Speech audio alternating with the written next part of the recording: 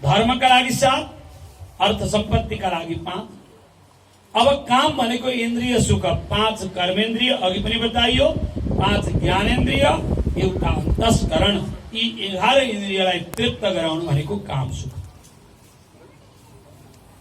धर्मका लागि 7, अर्थका लागि 5, 12, इन्द्रिय तृप्तिका लागि 11 भयो, काम सुखका लागि 23 भयो। अब मोक्ष प्राप्ति भनेको चाहिँ प्रकृति प्रति विजय प्राप्त गर्नलाई मोक्ष भनिन्छ। प्रकृतिका कुनै पनि भेदले स्पर्श गर्न नसकोस् त्यो अवस्थामा पुग्नु भनेको मुक्ति प्राप्त गर्नु। प्रकृतिको भेद कति छ? गीताको 7 अध्यायको 14 श्लोकमा उल्लेख गरेको छ।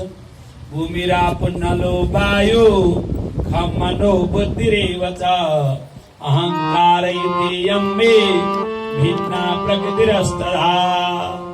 पृथ्वी, जल, तेज, वायु, आकाश, मन, बुद्धि, अहंकार, यी 8 प्रकृतिका भेदमा विजय प्राप्त गर्नुलाई मुक्ति भनिन्छ। 8 अघि 23, अहिले 8 गरेर 31 हुन्छ। हो, चतुर्थ स्कन्धमा 31 अध्याय राखेको छ। यी 4 पुरुषार्थको कुरा गरिने भएको हुनाले गर्दा अब प्रसंग कहाँबाट सुरु हुन्छ भने स्वयं मनुका 3 छोरी, आकुति, देवहूति, प्रसूति। त्यो हिजोदेखि बारम्बार भनिँदैछु। देवहूति कपिल भगवान की माता हुनुभयो, कर्दमले विवाह गर्नुभयो। अब कपिल र कर्दमको कथाको तात्पर्य के? अघि कथा कतिको ध्यान दिएको छु।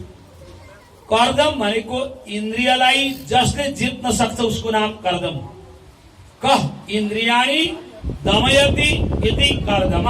जसले इन्द्रियलाई दमन गर्न सक्छ उसको नाम कर्दम। अब यहाँ त भन्नै पर्ने इन्द्रियलाई जित्ने कुरा, किनकि देवहूति कन्यादान लिइसक्ने बित्तिकै सास ससुरालाई बिदा दिएर तपस्या गर्न ध्यान मग्न हुनुभएको, कैयौं वर्षका लागि तपस्या गर्न बस्नुभयो भने यहाँ भन्दा इन्द्रियलाई जित्न सक्ने अरू को हुन सक्छ? कर्दम भनेको इन्द्रियलाई जित्न सक्ने जीव। देवहूति भनेको बुद्धि हो। बुद्धि कस्तो हुनुपर्छ? देवान आह्वयति देवहूति, जुन बुद्धिले देवतालाई बोलाउन सक्ने हुनुपर्छ। बुद्धि चाहिँ इन्द्रियलाई जित्न सक्ने चित्त हुनु पर्यो, बुद्धि चाहिँ देवतालाई बोलाउन सक्ने हुनु पर्यो। त्यति भएपछि त्यहाँ 9वटी कन्याको जन्म भएको थियो हिजोको कथा, आज पनि दोहोरिआयो। 9वटी कन्या भनेको 9 प्रकारको भक्ति हुन्छ। सप्तम स्कन्धमा आज भरे को प्रसंगमा पर्न सक्छ। 9 प्रकारको भक्ति हुन्छ। त्यो 9 प्रकारको भक्तिमा सिद्धि मिल्नु भनेको भगवत प्राप्ति हुनु हो। 9 कन्या भन्दा पछाडि भगवान प्राप्त हुनुभयो, ज्ञान स्वरूप कपिल अवतार, अनि मुक्ति निश्चित भयो। कपिल भगवानलाई प्राप्त गर्ने बित्तिकै कर्दमको पनि मुक्ति भयो, देवहूतिको पनि मुक्ति हुन्छ। यसरी त्यो प्रसंग बताएपछि अब स्वयं मनुकी जेठी छोरी आकुति, रुचि नाम गरेका ऋषिलाई बिहे गरेर दिनुभयो। तर बिहे गरेर दिनुभन्दा पहिले सम्झौता गर्नुभयो। पहिले के चलन थियो भने छोरा छैनन्, आफ्ना छोरी मात्रै छन् भने छोरी बिहे गरेर दिनुभन्दा पहिले ज्वाइँसँग सल्लाह गर्ने। छोरी दिनुभन्दा पहिले तपाईलाई म छोरी बिहे गरेर दिँदैछु, मेरा अरू छोरा छैनन्, त्यसैले अस्याम यो जाति पुत्र समे पुत्रो भविष्यति, म तपाईलाई छोरी बिहे गरेर दिन्छु, यिनीबाट जन्मिएको पहिलो पुत्र चाहिँ मलाई दिनु है, म त्यसैलाई भरण पोषण गर्छु, पाल्छु, पोष्य पुत्र बनाउँछु, र पछि मलाई पाल्ने काम पनि उसैले गरोस्, मेरो काजक्रिया उसैले गरोस्, मेरो सम्पत्ति पनि उसैले खाओस्, मेरो श्राद्धादि कर्म पनि उसैले गरोस् भन्ने चलन थियो। सम्पत्ति छोरीलाई दिने चलन थिएन बहिनी। सम्पत्ति छोरीका सन्तानलाई दिने चलन। किन छोरीलाई किन दिनु परेन? अहिले पो जति भए पनि पुग्दैन, त्यो भएर नपुग्ने भएर हामी एकदम आसुरी भइसक्यौं। जति कमाए पनि नपुग्ने भएर पो छोरीले लिने चलन आयो त। नभए त छोरीलाई त ज्वाइँले प्रतिज्ञा गरेको छ, यिनलाई जसरी हुन्छ म पाल्छु, आफूले नखुवाएर भए पनि खुवाउँछु। त्यही खुवाउने विधि सिकाएको, बिहेमा दही चटाएको छ नि, रमाइलो गरेको, हाँस ठट्टा गरेको मात्र होइन, म खुवाएर मात्र खान्छु भने त्यहाँ खुवाउने चलन छ कि छैन? त्यो एक दिन सिकाएको त जहिले त्यही गर्नु भने। बिहेका हरेक विधिले व्यवहार सिकाएको छ। त्यतातिर चाहिँ कोही जाने होइन, त्यहाँ जान्नेतिर कोही थाल्ने होइन। 11 बजेको लगन 1 बजे बेहुलो पुग्ने, 3 बजे बिदा दिनु भन्ने कहाँबाट सिकिन्छ? कहाँबाट जानिन्छ? डिभोर्स हुँदैन? बिहेको पद्धतिले के भनेको त्यो कुरो बुझेको छैन। के प्रतिज्ञा गरेको छ बेहुलीले, के भनेको छ बेहुलाले, के भनेको छ सम्धि भेला भएर के भनेको छ। कति राम्रो कुरा छ त्यहाँ। यी मेरी छोरी निर्दोष छोरी तपाईँका छोरालाई दिँदैछु, यी प्रति कुनै अत्याचार गर्न पाउनुहुन्न भनेको छ। नाति चरामी दुलाको बुवाले म अत्याचार गर्दिनँ, छोरी जस्तै गरी पाल्नेछु भनेको छ। त्यो कसले सुनाउने र सुन्ने पुरुष कसलाई? अनि डिभोर्स भइहाल्छ। बिहेको महत्व नबुझ्नेहरूले त डिभोर्स त गरिहाल्छ। त्यो त यो जन्मका लागि मात्र होइन, जन्म जन्मान्तरका लागि हो विवाह भनेको। तर्पण पिण्ड दिनुपर्छ पर्दैन? आगामी सन्तान 3 पुस्ता परसम्म काल दिन्छन्, 7 पुस्तासम्मले दिनुपर्छ भने त्यो नै बिग्रिन्छ। घर बिग्रियो भने, एउटा गृहस्थी बिग्रियो भने सारा कुरो बिग्रिन्छ। यही कुरा हो पुराणले त शिक्षामा यहाँ सुन्ने विषय मात्र होइन, पुराण सुन्न जानुपर्ने छ, पुराण बुझ्न जानुपर्ने भन्नेतिर कोही छैन। आमा फेरि सुरु गर्यो। हुन त म जस्ताको कति पुराण सुनिसक्नु भयो आमाले अहिलेसम्म, कति सुन्नु भन्ने पनि भएको होला, दिक्कै भइसक्यो होला उमेर हेर्दै पनि। उहाँले धेरै सुन्नुभयो पुराण। कृष्णचन्द्र भगवानको यहाँ त गाली गरेर पनि सुनाउँछु उहाँ। मलाई पुराण भन्न बोलाएको होइन, सुनाउनु बोलाएको हो कि होइन? अनि सुनाउनु पर्नु पर्दैन?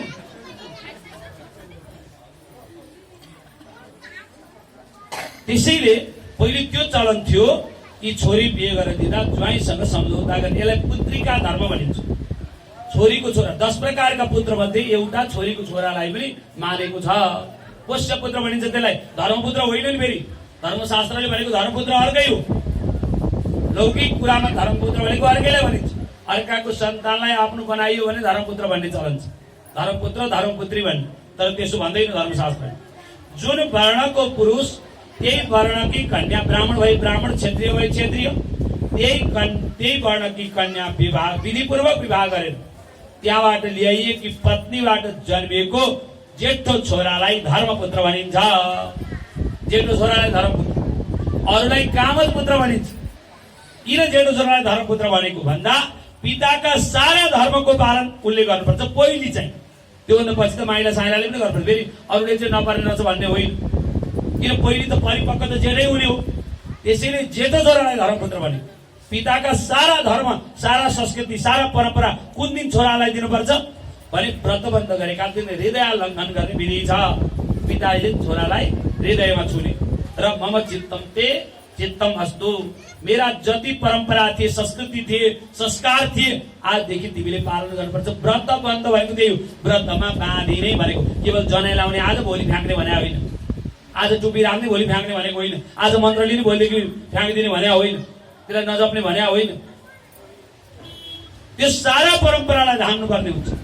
जेठाले गर्ने बहिनी, त्यस पछाडि माइलाले गर्ने, क्रमैले गर्दै जाने, सबैले पालन गर्नुपर्छ।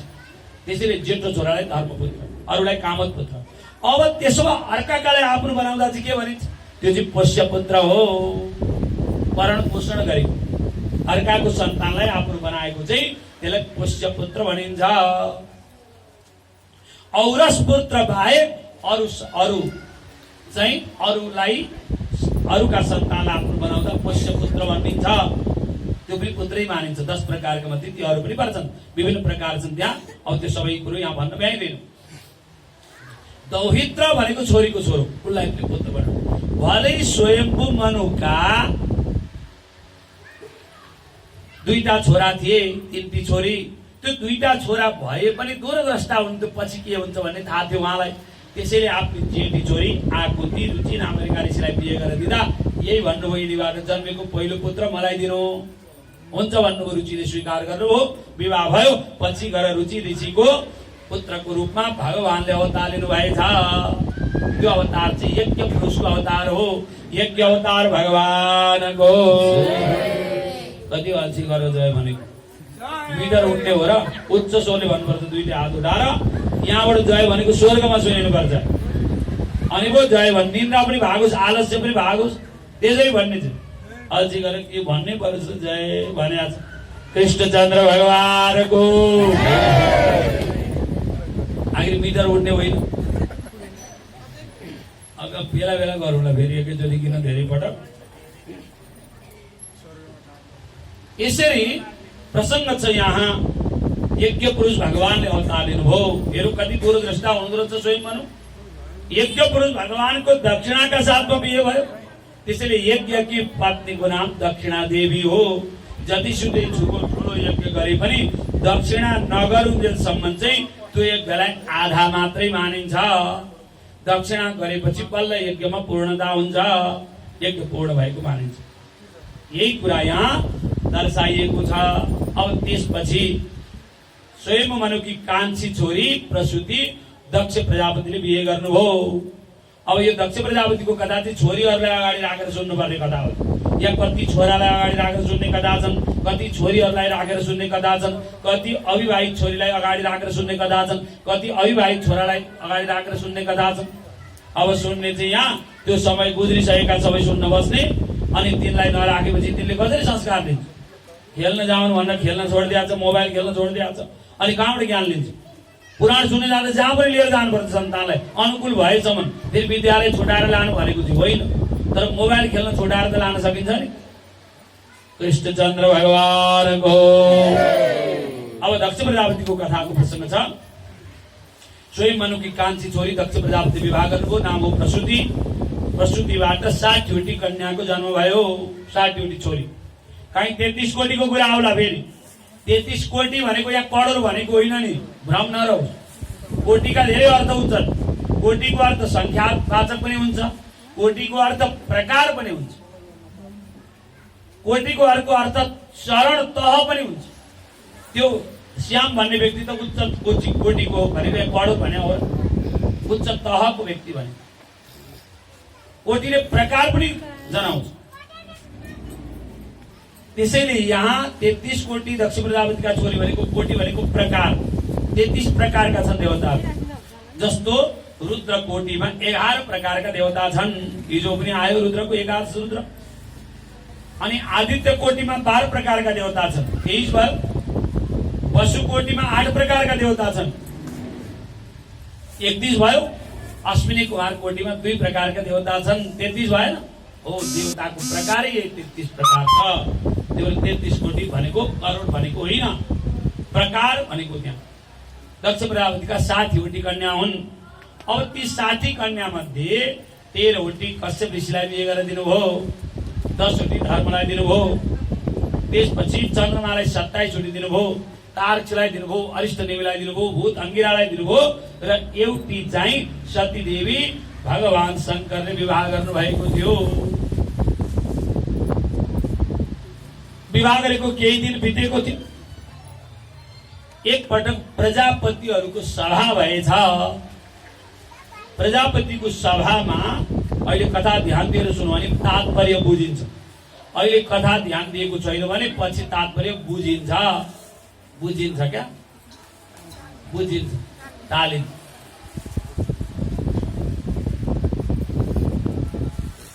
दक्ष प्रजापतिको प्रसङ्ग छ। प्रजापतिहरूको सभा थियो। सभामा अरू प्रजापतिहरू जानुभयो।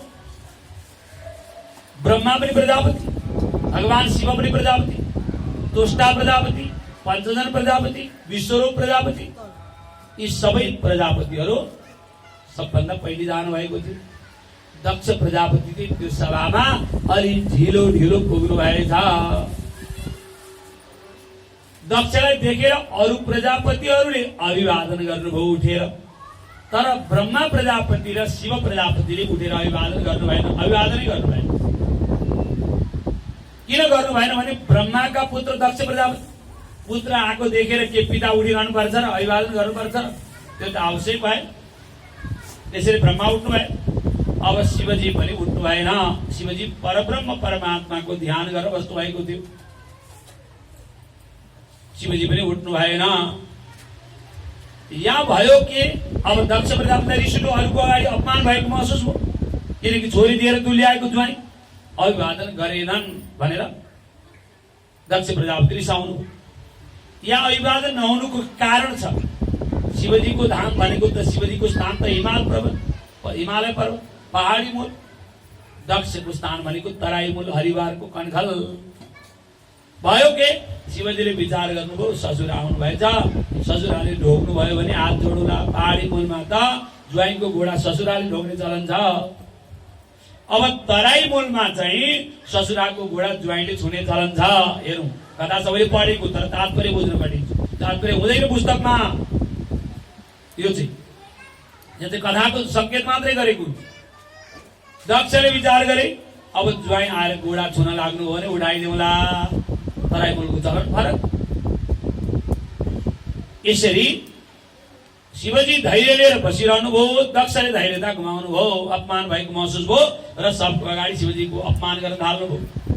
हेर यो शिव, म सानोमा बस्ने, भस्म लेपन गर्ने, सर्पको गहना लगाउने, भागको हात्तीको छाला बेर्ने, कति अमङ्गल छ यो। गृहीत्वा मृगसावाक्ष पाणिं मर्कटलोचन। मेरी छोरी त्यति सुन्दरी, मृगको जस्तो चञ्चल नयन भएकी छोरी बिहे गरेको छ। आफू चाहिँ बाँदरका जस्ता आँखा भएको छ। यसलाई त म श्राप दिन्छु, मेरो अपमान गरौँ। आज यति धेरै प्रजापतिहरूको बीचमा सहभागम न लभताम देवीर देवगणाधमा। यो त देवता मध्येको अधम देवता रहेछ। त्यसकारण देवताका साथमा भाग पनि नपाओ। भाग श्राप। र पनि भगवान शिव बोल्नु भएन। तर शिवका वाहन नन्दी बडो रुष्ट हुनुभयो। आफ्नो स्वामीको यसरी अपमान गरेको हुनाले नन्दी आसनबाट उठ्नुभयो र भन्नुभयो, हे दक्ष, तिमी पशु तुल्य रहेछौ। शिव तत्त्व तिमीले बुझेनौ। अनात्मा भगवान शिवलाई श्राप दिने तिमीलाई म श्राप दिन्छु। तिम्रो यो मुहार, यो अनुहार चाँडै पशुको हुनेछ। श्राप। दक्षले शिवजीलाई गाली गरेको बेलामा भृगु ऋषिले दारी हल्लाउँदै प्रेरणा गर्नुभएको रहेछ। दक्षलाई बेसकन गाली गर, मौका यही हो, सबैले सुन्ने गरी गाली गर भन्दै दारी हल्लाउँदै प्रेरणा गर्नुभएको रहेछ। उषाले दाँत देखाउँदै प्रेरणा गर्नुभएको रहेछ। भगदेवताले आँखा सन्काउँदै बेसकन गाली गर भन्नुभएको रहेछ, प्रोत्साहन गर्नुभएको रहेछ। यो देखेर नन्दीलाई रिस उठ्यो अनि श्राप दिनुभयो। नन्दीले ब्राह्मण भनेर पनि शिवजीको निन्दा भएको बेलामा त्यो निन्दा हुनबाट रोक्नु त कता हो कता, उल्टै प्रेरणा गर्ने। ब्राह्मणलाई श्राप दिन्छौँ हामी। सर्वभक्षा द्विजावृत्ति। ब्राह्मणहरू सर्वभक्षी हुनेछन्, जे पायो त्यही खाने हुनेछन्। टुपी नराख्ने, जनै नलगाउने, गायत्रीको जप नगर्ने, त्यस्ता ब्राह्मण हुनेछन्। श्राप दिनु त्यही ढिलो लाग्दो रहेछ। श्राप अहिले लाग्यो नि, अहिलेका ब्राह्मणमा लागेको। यसरी श्राप दिनुभयो। श्राप भयो। उता भृगु आदि गरेका ऋषिले पनि श्राप दिनुभयो। शिवजीका भक्तहरू चाँडै फल प्राप्त गर्ने, चाँडै उदण्ड पनि हुनेछन् भनिदिइराख्नु हो। साम्य भयो। यहाँ सबै स्तब्ध हुनुभयो। एक बेरमा आफ्ना आफ्ना गन्तव्यमा जानुभयो सबैजना। शिवजी पनि फर्केर जानुभयो। शिवजीले केही भन्नु भएन कसैलाई। हिमालयमा गएर सतीलाई पनि भन्नु भएन, तिम्रा पिताले मेरो अपमान गर्नुभयो भन्नु भएन। किन भन्नु भएन भने फेरि पिताजी र छोरीको द्वन्द्व हुन्छ।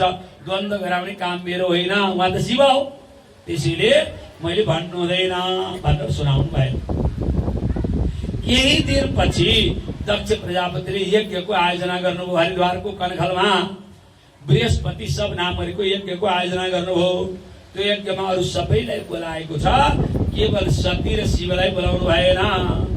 देवताहरू त विमानमा बसेर आकाश मार्गबाट आउँदै थिए। त्यो देखेर सतीले सोध्नु हो, हे देवताहरू कहाँ जाँदैछौ भन्दा, लौ तिमीलाई थाहा छैन दक्ष प्रजापतिको यज्ञ हुँदैछ, त्यहाँ जान लागेको भने सबैजना गए। सतीलाई पनि जाउँ लाग्यो। अनि गएर भगवान शिवजीलाई भन्नुभयो, प्रजापतिस्ते स्वसुरस्य साम्प्रतम निर्यापितो यज्ञ महोत्सव किल वयं च तत्राभिसरामवामते यद्यर्पितामि विबुधा प्रदन्ति। भगवान शिवलाई सती भन्नुहुन्छ, हे प्रजापति, हजुरको ससुरालीमा यज्ञ हुँदैछ, मेरो माइतीमा भन्नु भएन। मेरो माइती भन्ने बित्तिकै त अभिमान झल्किन्छ भनेर मेरो भन्नु भएन। त्यहाँ त्यो धर्म स्त्री जातिमा अहिले पनि बाँकी छ। अब चाहिँ सिद्धिन आँटो क्या, तपाईँका छोराले यसो भन्नुभयो, तपाईँको भाइले यसो भन्नुभयो भन्ने अहिले पनि चलन छ। आफ्नो सम्बन्ध नदेखाउनु, त्यस्तो चलन अहिले पनि छ। अन्त फेरि अहिलेको सभ्य समाजले चाहिँ तिमी भन्न थालिसकेको छ नि। नामै लिएर श्रीमानलाई तिमी अनि ज्वाइँलाई पनि तिमी भन्ने आइसक्यो सभ्य समाज अहिलेको। त्यही भएर सतीले भन्नुभयो प्रजापतिस्ते ससुरस्य साम्प्रतम, हे प्रजापति हजुरको ससुराली घरमा यज्ञ हुँदै हामी पनि जाउँ, म पनि हजुरको देब्रेपट्टि बस्छु, त्यहाँ गएर पिता माताको दर्शन गरौँ, यज्ञको अवलोकन गरौँ, दिदी बहिनीसँग भेटघाट पनि गरौँ, बहिनी ज्वाइँसँग पनि भेट हुन्छ। सतीले भन्नुभयो अब भगवान शिवलाई अप्ठ्यारो पर्यो, अस्ति द्वन्द्व भएको कुरा कि भन्नु पर्यो कि किन नजाने भन्नु पर्यो नि। भगवान शिवले भन्नुभयो हे सती खोइ निमन्त्रणा आए जस्तो लागेर, निमन्त्रणा नआइकन कसैले जानु र। सतीले उत्तर दिनुभयो हे प्रभु हजुरले नजानेको के छ र, धर्मशास्त्रमा त्यो कुरा छँदैछ नि, जहाँ पुराण कथा प्रवचन हुन्छ त्यहाँ सुन्ने इच्छा लिएर नबोलाइकन गए पनि हुन्छ, जहाँ भजन कीर्तन हुन्छ त्यहाँ भजन कीर्तन श्रवण गर्नका लागि नबोलाइ गए पनि हुन्छ। भर्तोर गुरुर देह कृतश्च केतनम, विवाहित पत्नीले आफ्ना पति भएका ठाउँमा जाँदा निमन्त्रणा चाहिँदैन, उसै गए हुन्छ।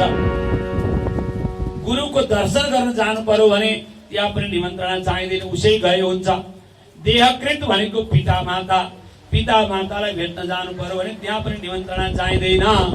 मेरा जन्मदाता पिता माता, हजुरका कर्मदाता पिता माता, त्यसैले जाउँ नबोलाए पनि केही फरक पर्दैन भन्नु।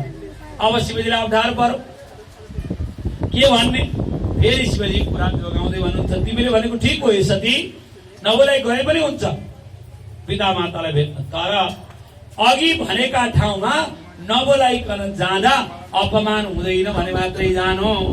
हे सती दक्ष प्रजापतिको यज्ञमा हाम्रो सम्मान हुँदैन, अपमान हुन्छ, त्यसकारण नजाउँ भन्नुभयो। यति गर्दा पनि तिम्रो पिताजीले मेरो अपमान गर्नुभएको छ भन्नु भएन शिवले, हाम्रो सम्मान हुँदैन त्यसकारण जाउँ भनेर भन्दा सती देवी नजाउँ भन्दा सती देवी बोल्नु भएन, तर बाहिर भित्र गर्न थाल्नुभयो। अत्यन्तै जाने इच्छा छ, शिवजीले अनुमति दिनु भएन। एतावदुक्त्वा पिर राम शङ्कर पत्न्यङ्गनाशं ह्युभयत्र चिन्तयन्, यति मात्रै कुरा गरेर